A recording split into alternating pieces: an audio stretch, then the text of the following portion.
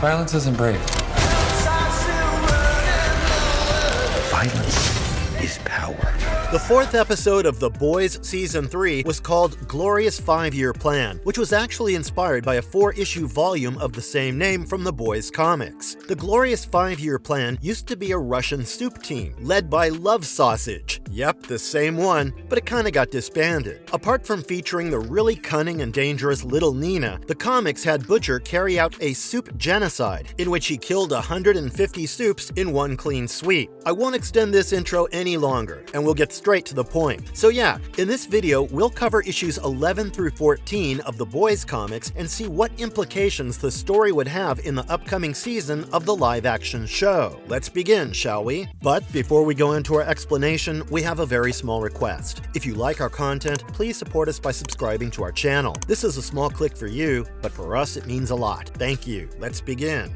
Moscow calling. Amidst what looked like a minuscule snowstorm, a cargo plane was flying to Moscow. The ride wasn't exactly the height of luxury, and Huey was glad they had arrived. What he didn't realize was that Moscow was going to be way more hellish than flying from the US to Russia on a cargo plane. They could have taken a proper flight, but the boys didn't want anyone to know that they were arriving, so an Air Force cargo plane was the best way in. Of course, the plane had all the members of the boys, including Butcher, Mother's Milk, Huey, Frenchman, and Kimiko. Only Annie January, aka Starlight, was missing. Apart from this soup-hunting group, also present were a bunch of chained-up prisoners who were probably on their way to Anchorage in Alaska, but not before making a couple of pickups at Islamabad in Pakistan and Seoul in Korea. Anyway, the boys exit their ride only to find out that their pickup guy had not arrived yet. Meanwhile, there was another plane descending at the same location and had passengers as equally interesting as the previous one. The pilot and the co-pilot flying this one were preparing for a landing when the co-pilot heard a buzzing noise coming from behind. Well, the co-pilot was disgusted at the thought of his boss lady pleasing herself with a vibrator. I'm not entirely sure why. Nevertheless, the pilot reminds him that he should never, and I mean never, speak that way about their boss lady, Nina Namenko, aka Little Nina, who you may remember from the 3rd season of The Boys. The co-pilot wasn't aware that hurting Little Nina's huge ego could even invite having live rats sewn inside you. As Nina's plane touched the ground, the boys found relief from the cold in the form of CIA agent Howard Kessler, aka Monkey. Now there's an interesting story about why Kessler is called Monkey. This is the Boys comic. Needless to say, the reason was a depraved one. You see, Howard had been raped in both his ears by 2 green monkeys, and since then, Butcher liked calling this guy Monkey. Oh, and he also has a serious wheelchair fetish and loves paraplegic women. Last Butcher had heard about Monkey, he was riding a desk at Langley, and not cars in thick snow. When asked by Butcher why Kessler was in Moscow, he tells him that it was just a temporary liaison because the boys were in Moscow, and since he had spent nearly 2 years at the American embassy in Russia, he had quite a bit of local experience. Butcher asks if it has something to do with the ongoing Women's Paralympic exhibition, but of course, Kessler denies it. Nevertheless, they soon arrive at a bar owned by Vasily Vas Voroshinkin, better known and dreaded as Love Sausage. Oh yeah, Butcher and Love Sausage were great buds, and although for Butcher he was more of a friend for utility than anything else, Vasily did not think of Butcher that way. Vasily was more like a gentle giant if you were his friend, and if you weren't his friend, he had a humongous prehensile manhood. He was quite happy to meet the team. Butcher, Frenchie, Kimiko, it was like a happy reunion. It was the first time Vas was meeting Huey, but he had heard about Huey from Butcher, and now was the time for the big reveal. Why was the team in Russia? Before Butcher gave them the lowdown, Vas asked all his other patrons to get out of the bar, all but Flunky, who Vas thought might prove useful later on. As Vas goes to fetch some vodka for the team, Butcher tells the team why they are here. So about 2 weeks ago, a soup popped up in one of the ghettos of Moscow. A villain rather than a hero, he appeared over a market square and announced who he was and what his evil plan of all-consuming tyranny was going to be. However, the plan and his evil intentions didn't really matter, because right then and there, the soup's head head exploded, just like that. The Supes' brain was all over the place, and a couple of days later, it happened again. It was almost clear that the Supes had not been shot because no one heard anything, and no ballistic material or weapon was recovered. Additionally, it wasn't that easy to blow a man's head off with a bullet. Sure, the brains may spill out, but anything else is just Hollywood. Now, Butcher was so interested in this thing because back in the early 90s, some egghead was having a go at a boosted version of Compound V. Boosted past the point that it became unstable. The idea was that if you could inject a soup with it, it would work as a chemical time bomb. Get the dose right, and the body will tear itself apart. However, the project wasn't really a success because when they shot the stuff into V'd-up chimps, half the time, nothing happened. And the other half, well, you couldn't predict when it was gonna go off. One exploded 2 years after injection. So where did Vasily fit into all this? Well, before he resorted to serving alcohol for a living, he used to be a cop and the leader of a Russian soup team called Glorious 5-Year Plan. They fought for the good things and against corruption and bad guys. Naturally, he had his connections from his copper days and was now going to use those connections to get into the morgue where the dead Supes were present so that Frenchie could examine the corpses. Meanwhile, in another part of the town, a meeting was going on between Little Nina and James Stillwell, the number 2 to Stan Edgar, the head of Vought. Of course, the character of Stan was changed into a female, which is why we got Madeline Stillwell playing James's role in the show. Anyway, James was there because he wanted Little Nina to eliminate the boys. Vought could not be implicated in any manner whatsoever, and he made that abundantly clear to Nina. I mean, this guy didn't even want to know how Nina would do it. He just wanted it done. And that's the last of Nina and Stillwell that we see in the first issue. On the other hand, the boys and Vass reached the morgue, and Frenchie concluded that the head explosions were not caused by any external factors, for instance a gun, but they did find a tattoo on one of the guys. Now the tattoo revealed that an organization called the Russian Organized Crime was involved. As per Butcher, these guys were the worst kind of sadistic killers. If you messed up with them, bear in mind that you're pretty much dead. Vasily was especially heartbroken at this. He was sad that his country was plagued with all kinds of corruption, crime, and killings. Anyway, now that the bullet angle was eliminated, Butcher was surer than ever about his previous theory regarding the unstable Compound V. They decide to discuss it further back at Vasily's place, who calls Flunky to ask him to get some pizza for everyone. Soon, everyone returns to the bar and waits for Flunky. He does return with a pizza, but as a topping, yep, his face had been carved out and placed on the pizza. Certainly one way of saying hello, isn't it?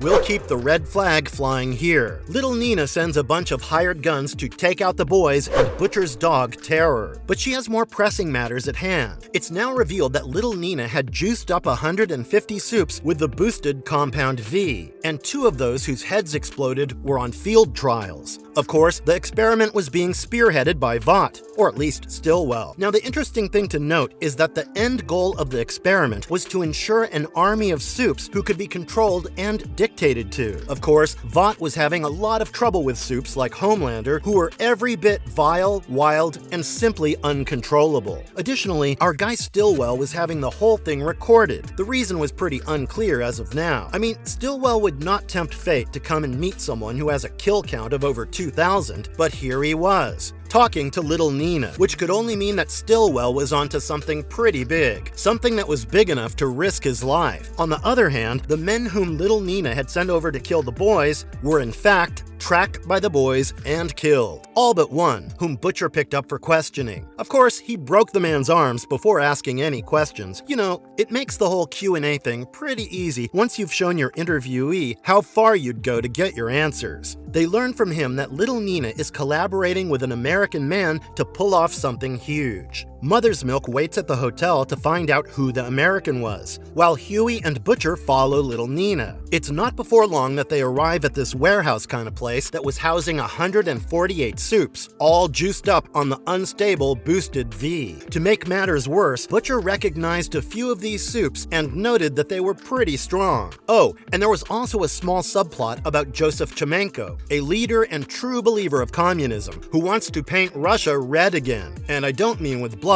because red is the color of communism. This subplot may not be important right now, but Chemenko will play a larger role later on.